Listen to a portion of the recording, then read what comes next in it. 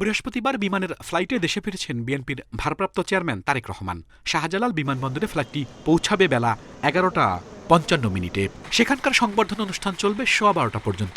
বিমানবন্দরের VIP lounge রজনীগন্ধায় Tarique Rahman অবস্থান করবেন আরও 25 মিনিট। বিমানবন্দর থেকে কুড়িল হয়ে সড়কপথে যাবেন পূর্বাচলে সংবর্ধনা মঞ্চে। সেখানে অবস্থান করবেন দুপুর 3:40 পূর্বাচল থেকে বসুন্ধরার জি ব্লকের গেট দিয়ে তারেক রহমান যাবেন এভারকেয়ার হাসপাতালে।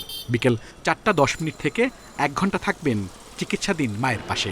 হাসপাতাল থেকে বেরিয়ে যাবেন গুলশান অ্যাভিনিউর 196 নম্বর বাড়িতে। কুড়িল বনানী কাকুলি হয়ে রাত 8:10 পৌঁছাবেন বাসায়। তারেক রহমানের স্বদেশ প্রত্যাবর্তন উপলক্ষে নেওয়া হয়েছে 3 স্তরের নিরাপত্তা।